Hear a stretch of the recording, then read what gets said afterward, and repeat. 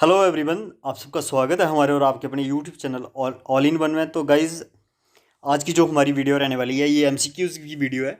जो हमारी एमसीक्यूज़ की सीरीज चल रही है उसकी ये कंटिन्यूटी वीडियो है। तो हमारी जो इंडियन हिस्ट्री पे सीरीज चल रही है, इंडियन हिस्ट्री, कल्चर और जियोग्राफी पे। तो गाइज़, इस सीरीज में हम इंडियन हिस्ट्री, कल्चर और जियोग्राफी के एमसीक्यूज़ पर्टिकुलरली डिस्कस कर रहे हैं। तो हमारी जो 3 वीडियो हैं, 3 पार्ट्स पहले आ चुके हैं जिसमें हमने 60+ एमसीक्यूज़ डिस्कस किए हैं। तो आज की वीडियो में हम 20+ एमसीक्यूज़ जो हैं वो 20+ जो एमसीक्यूज़ हैं वो डिस्कस करने वाले हैं। ऑलमोस्ट हम 10 to 15 मिनट्स के बीच में इनको ख़त्म करने की कोशिश करेंगे।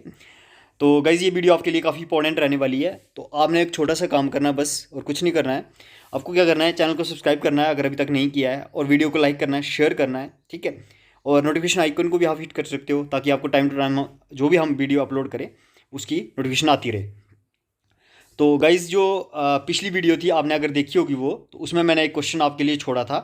जो पार्ट हमारा थर्ड था पार्ट इस सीरीज़ पे। तो वो क्वेश्चन क्या था, the stories that narrate the events from the life of Buddha is, मतलब जो स्टोरीज जो नरेट करती हैं किसकी, इवेंट्स किसकी, लाइफ ऑफ बुद्धा की, उनको क्या बोलते हैं हम। तो इसका आंसर काफ़ी कम लोगों ने कमेंट किया था। आई डोंट नो क्यों कम लोगों ने कमेंट किया, पर जिन्होंने किया था सही किया था। तो इसका आंसर क्या रहेगा, जतका। जतका जो थी ये स्टोरीज थी किसकी, बुद्धा की लाइफ की, इवेंट्स जो नरेट करती थी, ठीक है।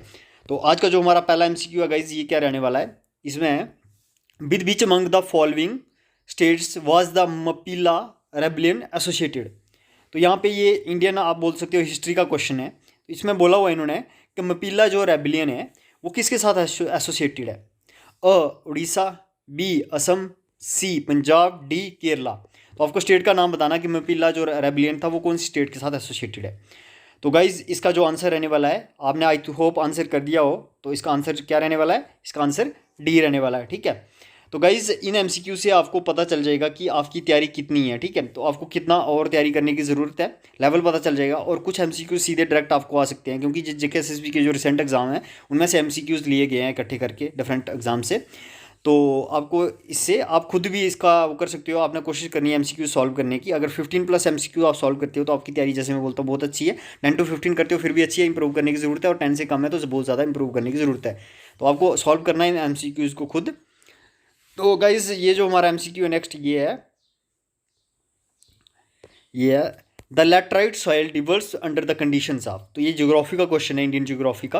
वो रहे हैं कि लैटराइट सॉइल है जो dwells under the conditions of, dash दिया हुआ यहाँ पे, low temperature and low rainfall, high temperature and high rainfall, high temperature and low rainfall, low temperature and high rainfall.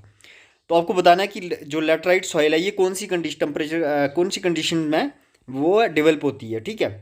तो गाइज, आई होप आपने इसका answer कर दिया होगा। तो इसका आंसर क्या रहने वाला है, बी। जो लैटराइट सॉइल है डेवलप होती है under the conditions of high temperature and high rainfall, ठीक है। बी इसका आंसर रहेगा। तो नेक्स्ट जो हमारा एमसीक्यू है गाइज, ये है विच of the following is associated with the Hindustani music. ये इंडियन आर्ट कल्चर का जो कल्चर, इंडियन कल्चर है उसका वो है MCQ. Which of the following is associated with the Hindustani music. आपको बताना है कि इन चारों में से हिंदुस्तान, ये 4 टर्म्स दी हुई हैं, इनमें से चारों में से हिंदुस्तान म्यूजिक के साथ कौन सी एसोसिएटेड है। ऑप्शन है हमारे पास, अ तराना, बी बरनम, सी गीतम, डी सुलादी। तो गाइज, इसका जो ऑप्शन है वो रहने वाला है क्या, क्या आपने आंसर कर दिया होगा, क्या है इसका ऑप्शन। तो गाइज, इसका ऑप्शन जो है ए तराना जो टर्म है जो हिंदुस्तान म्यूजिक के साथ एसोसिएटेड है। तो गाइज, हमारे बाकी जो टॉपिक्स में, जैसे कि जियोग्राफी, कल्चर और हिस्ट्री ऑफ जेके, उस पर भी हमने एमसीक्यूज़ लाए हुए हैं। 120+ एमसीक्यूज़ की वीडियो पड़ी हुई है हमारी प्लेलिस्ट में, जाके आप देख सकते हो। जनरल साइंस पे भी है, जो आप प्लेलिस्ट में जाके आपको मिल जाएगी, जहाँ अंडर स्क्रीन में भी उनकी मैं लिंक लगा दूंगा। तो वो काफ़ी हेल्पफुल रहने वाले आपके लिए, एमसीक्यूज़ आपको देखने हैं। तो गाइज, नेक्स्ट है हमारा, which of the following was constructed to celebrate Akbar's victory in Gujarat. बोल रहे हैं कि इनमें से कौन सा जो है वो कंस्ट्रक्ट किया गया था। ये 4 दिए हुए यहाँ पे, 4 मोनूमेंट्स आप कुछ भी कह सकते हो इनको, जो दिए हुए हैं। तो इनमें से आपको बताना है कि इनमें से कौन सा जो कंस्ट्रक्ट हुआ था, किसकी, अकबर की विक्ट्री, अकबर जो बादशाह थे उनकी विक्ट्री जब गुजरात में हुई थी। तो ऑप्शन हमारे पास है, बुलंद दरवाजा, बी इंडिया गेट, सी कुतुब मीनार, डी है कुतुल कुतुल इस्लाम मॉस्क्यू। तो तो आपको बताना है कि अकबर की जो विक्ट्री को सेलिब्रेट करने के लिए गुजरात में जो विक्ट्री हुई थी, क्या कंस्ट्रक्ट किया गया था। तो आपने आई होप कि आंसर इसका दे दिया होगा अभी तक। तो गाइज़ इसका आंसर जो रहने वाला ये है बुलंद दरवाजा। बुलंद दरवाजा जो है, बुलंद दरवाजा वो बनाया था अकबर की विक्ट्री जब गुजरात में हुई उसके बाद सेलिब्रेट करने के लिए। तो गाइज़ जो हमारा नेक्स्ट MCQ है ये है, on which of the following river is the Nagarjuna Sagar dam situated. आपको बताना है कि नागार्जुन सागर जो डैम है ये कौन सी रिवर पे सिचुएटेड है। ये काफ़ी बार MCQs आता है JKSSB के जो एग्जाम्स होते हैं या कोई और एग्जाम। तो ऑप्शन हमारे पास पेन्नार रिवर, सी कृष्णा रिवर, डी महानदी, सी महानदी, डी गोदावरी। तो कौन सी रिवर पे है जो कृष्णा नागार्जुन सागर डैम है। तो गाइज वो कौन सी रिवर पे रहेगा, क्या आंसर रहेगा इसका, बी आंसर रहेगा, कृष्णा रिवर पे नागार्जुन सागर डैम। गाइज ये नेक्स्ट जो MCQ है ये करंट का MCQ पूछा हुआ, लेकिन ये आर्ट और कल्चर पे MCQ हमारा जो कल्चर इंडियन कल्चर है उस पर यहाँ पे दिया हुआ परंपरा सीरीज 2020। ठीक है, परंपरा series 2020 national festival of music and dance. एक जो परंपरा सीरीज 2020 था एक नेशनल फेस्टिवल था किसका, म्यूजिक और डांस का। Was organised in association with which of the following global bodies. बोल रहे हैं कि ये ऑर्गेनाइज किया गया in association which of the following global bodies. यहाँ पे 4 ग्लोबल बॉडीज़ के नाम दिए हैं, आपको बताना है कि किस ग्लोबल बॉडीज़ से मिलकर जो है ये फेस्टिवल जो है ऑर्गेनाइज किया गया है इंडियन म्यूज़िक और फेस्टिवल ऑफ म्यूज़िक और डांस का। ठीक है, ऑप्शन है हमारे पास international monetary fund, B Asian development bank, C world bank, D United States और डी फिर से रिपीट हो गया ये यूनाइटेड नेशंस। तो गाइज़ इन चारों में से इसका आंसर क्या रहने वाला, आई होप आपने जो है ये रिपीट हुआ गाइज़ डी वाला, इसको नहीं आपने वो करना है, एक ही है इसमें से। तो इन चारों में से क्या आंसर रहेगा, परंपरा सीरीज जो 2020 फेस्टिवल था नेशनल फेस्टिवल ऑफ म्यूजिक और डांस वो ऑर्गेनाइज किया था इन association with the United Nations.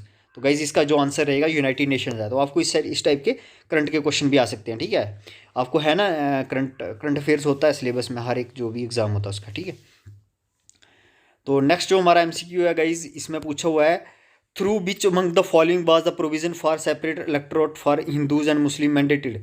बोल रहे हैं कि किसके मतलब थ्रू जो है जो सेपरेट इलेक्टोरेट हिंदूज और मुस्लिम के लिए मैंडेटेड किए गए थे।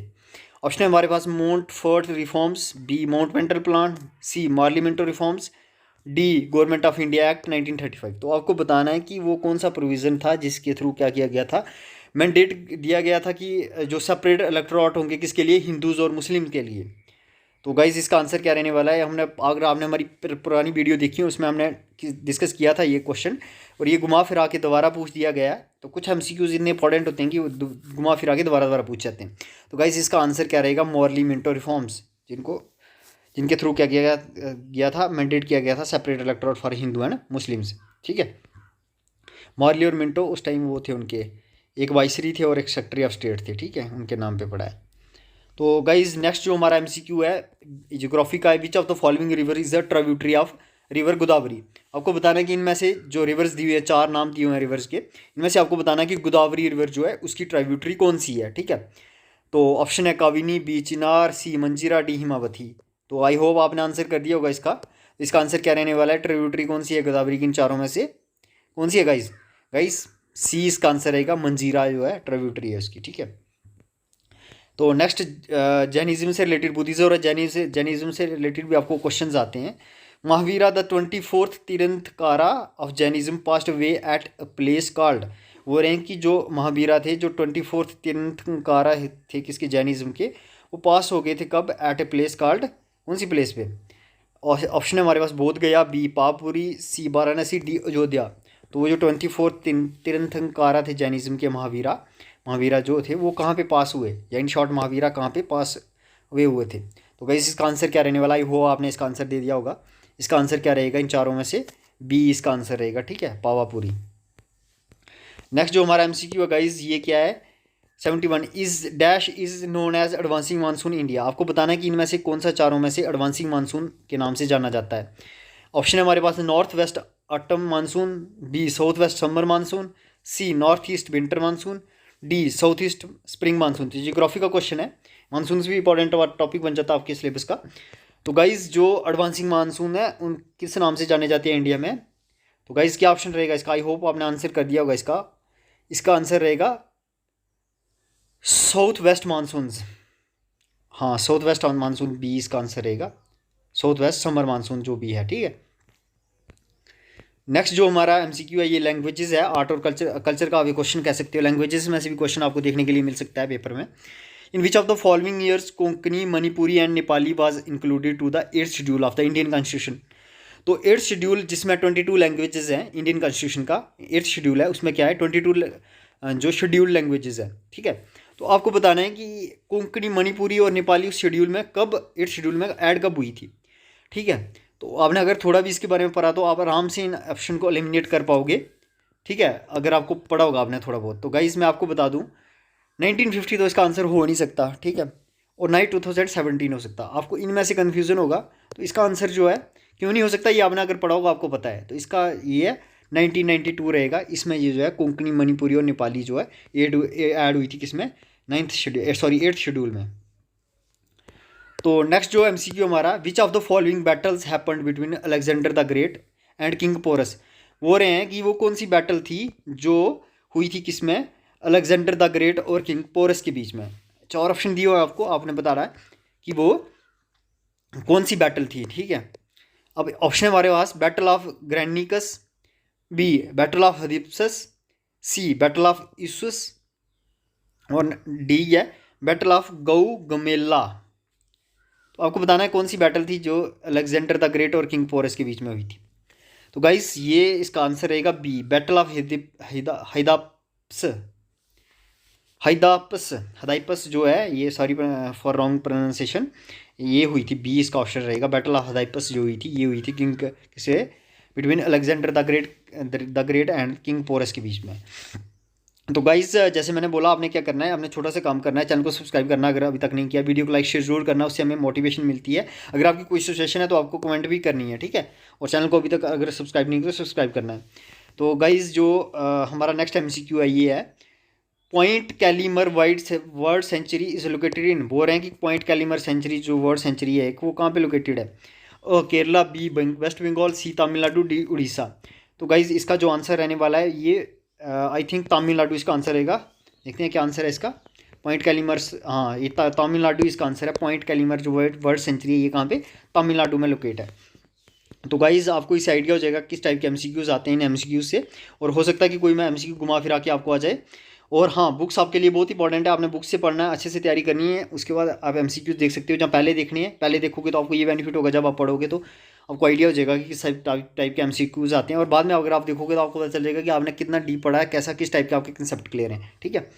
तो ये नेक्स्ट एमसीक्यू हमारा, इसमें पूछा हुआ है which social movement involve breaking of caste barriers and eating food prepared by lower caste people.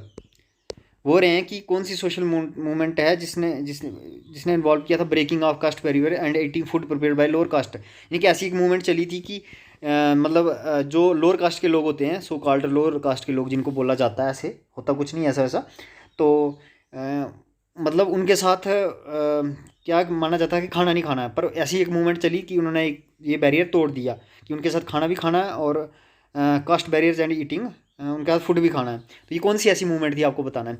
Option है हमारे पास परमहंसा मंडली, बी रहेगा the Deoband school, C Waliullah movement, Arya समाज।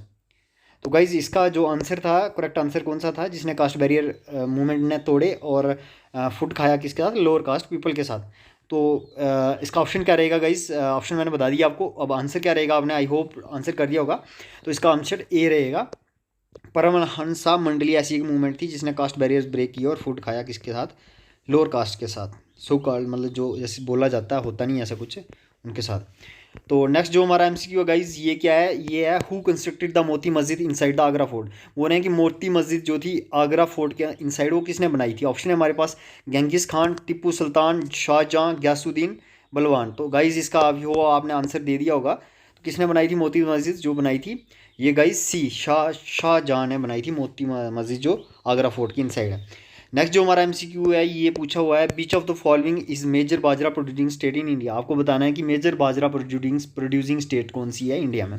ऑप्शन है हमारा कर्नाटका, सिक्किम, उत्तर प्रदेश, तमिलनाडु। तो आपने आंसर दे दिया होगा आई होप इसका क्या आंसर रहेगा guys, major bajra producing state कौन सी रहेगी, इसका आंसर रहेगा Uttar Pradesh. Uttar Pradesh major bajra producing state है इसमें इंडिया में।